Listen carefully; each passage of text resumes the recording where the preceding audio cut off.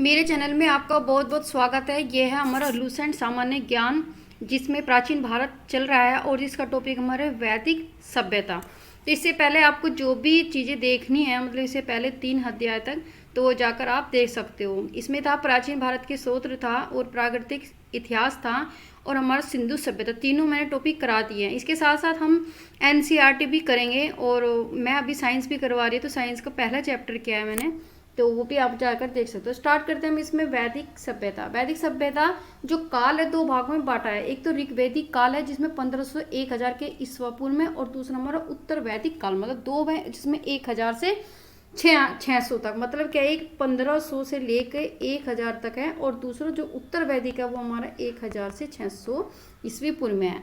आर्य जो सर्वप्रथम जो कहाँ से, पंजाब अफगानिस्तान में बसे थे। सबसे कहाँ पे आए थे वो, पंजाब और अफगानिस्तान में बसे थे आर्य। जो मैस्क मूलन थे, उन्होंने आर्यों को मूल निवास मध्य एशिया को माना है। किसको, मध्य एशिया को माना है। आर्यों द्वारा निर्मित सभ्यता वैदिक सभ्यता कहलाई। मतलब जो भी इन्होंने अपनी एक सभ्यता बनाई थी उसी को हम वैदिक सभ्यता कहते हैं। आर्यों के द्वारा जो विकसित सभ्यता को ग्रामीण सभ्यता ये कहती, ग्रामीण सभ्यता। यदि सिंधु सभ्यता देखे तो कहते शहरी सभ्यता थी। आर्यों की भाषा क्या थी, संस्कृति। आर्यों को जो प्रशासनिक जो इकाई आरोही क्रम में, मतलब यदि हम देखें तो इसमें एक आरोही क्रम में था। सबसे पहले इसको कुल था, फिर ग्राम था, विष था, जन और राष्ट्र। इसमें कितने 5 भागों में इसको बांटा गया था, इसकी प्रशासनिक इकाई को। फिर इसके आगे है कि हमारे जो भी यह ग्राम के जो मुखिया को ग्रामीण और विष के मुखिया को विषपति कहते थे। जन के जो शासक को राजा बोलते थे और राज्याधिकारी को पुरोहित बोलते थे, और सेनानी के प्रमुख थे। जो राज्याधिकारियों में पुरोहित और सेनानी सबसे ज़्यादा प्रमुख थे। इसके साथ साथ है कि जो हमारा जो ये है कि जो सूत रथकार और कंबादी नामक जो अधिकारी, वो रत्नी कहे जाते थे। जो अधिकार मिलते थे इनको, और इनको रत्नी कहा जाता था, और इसकी संख्या राजा साहिब करीब 15 हुआ करती थी।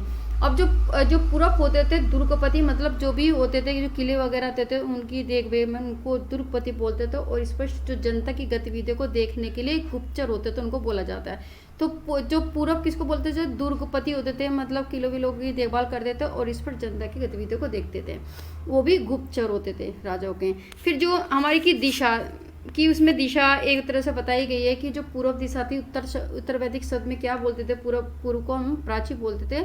और उस टाइम का राजा कौन था, राजा का नाम क्या था, सम्राट था। पश्चिमी में क्या होता, पतिशी बोलते थे, और उसको सौराष्ट्र राजा था। उत्तर को उदीची बोलते थे और राजा था विराट, और मध्य को राजा और दक्षिण को भोज। अब इसे आगे है कि जो हमारा वाजपति थी उसको बोलते थे हम गोचर भूमि का अधिकारी होता था, तो वाजपति। उसके साथ उग्र होते थे, अपराधियों को पकड़ने का कार्य करते थे। उग्र किसको बोलते, अपराधियों को पकड़ने का कार्य करते थे। तो उग्र और अपराधी आप इसे याद कर सकते हो। सभा और समिति राजा को सलाह देने वाली संस्था थी। जो सभा समिति होती थी, राजा को जो भी किसी चीज़ की जरूरत होती थी वो उसको उनसे सलाह लेते थे। सभा श्रेष्ठ और सम्राट लोगों की संस्था थी, मतलब उसमें बड़े बड़े लोग होते थे, तो इसकी सभा बनाई जाती थी।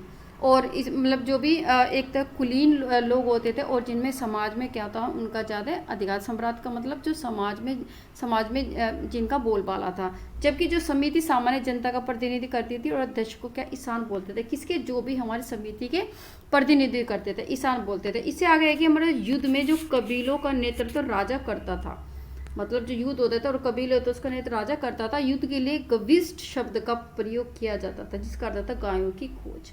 क्या बोलते थे, गविष्ट और गायों की खोज।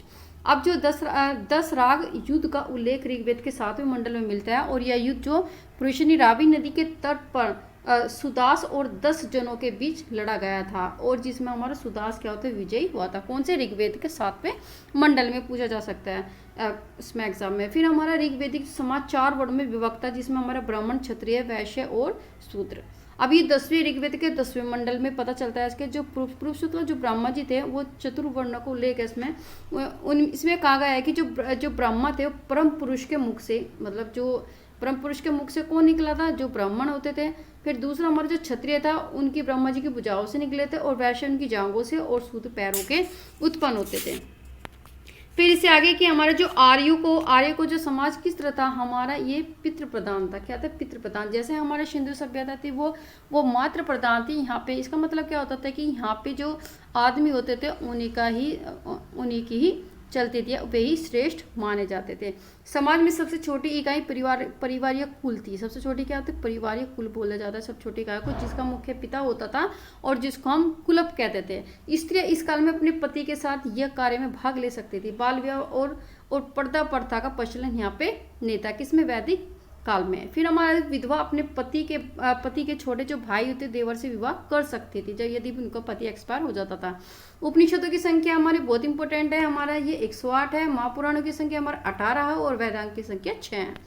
इसे आगे हमारे की जो स्त्रियाँ होती शिक्षा ग्रहण कर सकती थी उस टाइम वैदिक में। बहुत सारी स्त्रियाँ हुई जो काफियों का नाम उल्लेखित है। इसमें हमारा है लोप मुद्रा थी, घोषा थी, सिक्ता थी, आपला थी और विश्वास जैसी विदुषी मतलब जो समझदार और ज्ञानी स्त्रियाँ थी। वर्णन किया गया इसमें। अब जीवन भर अविवाहित रहने वाली महिलाओं को अमाजु बोला जाता था, कभी शादी नहीं करती थी। आर्य को जो मुख्य पेय रोमरस था ये वनस्पति से मिलता था। आर्य के जो मुख्य 3 प्रकार के वस्त्रों का उपयोग करते थे वो वास, अधिवास और उष्णीष। अंदर पहनने वाले कपड़ों को निवि कहा जाता था। आर्यों के मनोरंजन के मुख्य साधन थे, कैसे करते थे वो? उनका संगीत था, रथ दौड़ था, घुड़ दौड़ था और हमारा दूध क्रीड़ा थी। इससे आगे अब आर्यों का जो मुख्य व्यवसाय पशुपालन था और कृषि था। गाय को अगण्य बोला जाता था, जो न मारे जाने वाले योग्य पशु की श्रेणी में रखा जाता था। गाय की हत्या करने वालों को, उसे घायल करने वालों को वेदों में मृत्यु दंड अथवा देश से निकालने की भी व्यवस्था थी कि जो गाय को मारेगा उसको मृत्यु दंड तक भी दिया जा सकता है या उसको देश से बाहर ही जाना पड़ेगा। आर्यों का जो प्रिय पशु घोड़ा था और सर्वाधिक प्रिय देवता इंद्र थे। पूछा जा सकता है कि कौन सा प्रिय पशु घोड़ा और देवता कौन से थे? वो थे हमारे इंद्र। फिर हमारे आर्य की तरफ खोजी गई धातु थी लोहा, क्योंकि आर्य ने क्या खोजी थी? पूछा जाता है कि आर्य की तरफ कौन सी धातु खोजी गई थी? लोहा, जिसको साम एस बोलते थे और तांबे को लोहित एस बोलते थे। व्यापार हेतु दूर दूर तक जाने वाले व्यक्ति को पणि बोलते थे, दूर दूर तक जो भ्रमण करते थे। लेन देन में वस्तु विनिमय की प्रणाली प्रचलित थी, मतलब एक चीज के बदले दूसरी चीजों को ही बदले में दिया जाता था, मतलब कोई भी मुद्रा नहीं थी। अब इसमें प्रमुख दर्शन थे उनके पर्वत दर्शन में जो अपने विचारों को देते थे। तो चार्वक का जो दर्शन था वो चार्वक ने ही लिखा था, योग को पतंजलि ने लिखा था। इंपोर्टेंट है ये काफी, आप तो याद करोगे आप सारे ये दर्शन को। सांख्य को कपिल ने, न्याय को गौतम ने, पूर्व मीमांसा को जैमिनी ने और उत्तर मीमांसा को और वादरायण को ने और वैशनिक को कंदाक या उलूक ने। तो ये इसके प्रवर्तक थे। फिर आगे है इसमें हमारा कि जो ऋण देने वाले, ब्याज देने वाले व्यक्ति को क्या बोलते थे?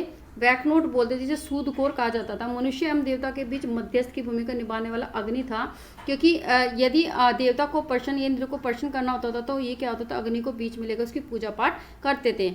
फिर दूसरा इसमें है कि ऋग्वेद में जो उल्लिखित नदियों में सबसे पवित्र हमारी सरस्वती और सबसे महत्वपूर्ण भी मानी जाती है, जबकि ऋग्वेद में गंगा यमुना का सिर्फ एक बार उल्लेख है। पूछा जा सकता है कि गंगा यमुना को कितनी बार उल्लेख है? तो एक बार हुआ। तो सबसे पवित्र हमारी सरस्वती नदी मानी जाती है। उत्तर वैदिक काल में इंद्र के स्थान पर प्रजापति सर्वाधिक प्रिय देवता हो गए थे, मतलब किसी को प्रजापति जो हो गए थे। फिर हमारे उत्तर वैदिक काल में राजा के राज्याभिषेक के समय राज्य सूर्य यज्ञ का अनुष्ठान किया जाता था उस टाइम। ठीक है, राज्य सूर्य यज्ञ का पूछा जा सकता है कि उत्तर वैदिक काल में राजा का राज्याभिषेक के समय कौन सा यज्ञ किया जाता था? तो राज सूर्य यज्ञ कहा जाता था। फिर इसमें आ गए हमारा कि जो ऋग्वेदिक कालीन में नदियाँ कौन कौन सी थी और आज उनका क्या क्या नाम है? कुरुम, तो उसका कुरुम आज का है। फिर हमारा कुंभा जो काबुल नदी है आज उसका ये है आधुनिक नाम। फिर विस्ता को झेलम, ये भी इंपॉर्टेंट है, विस्ता को तो काफ़ी पूछा जाता है। और हमारे आस्किनी पूछा जाता है। चिन्नाब नदी जो आज की है। फिर ए पुरुषनी वेरी इंपॉर्टेंट है, रावी नदी। और शत्रुषि सतलज नदी, शह पे आप याद कर सकते हो। फिर हमारी विपाशा वेरी इंपॉर्टेंट है, विपाशा और व्यास, इसका प्राचीन नाम है विपाशा और यदि हम इसमें देखें तो व्यास।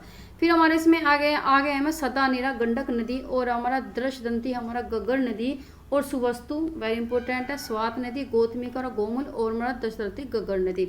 इससे आगे हमारा कि जो उत्तर वैदिक काल में राज्याभिषेक, ये तो मैंने आपको बता दिया कि राज्य सूर्य यज्ञ का अनुष्ठान किया जाता था। उत्तर वैदिक काल में वर्ण व्यवसाय की बजाय जन्म के आधार पर निर्धारित, मतलब जन्म के हिसाब से जो शूद्र है तो उसके उसी तरह का उसको व्यवहार कहते हैं, ब्राह्मण है तो ब्राह्मण की तरह।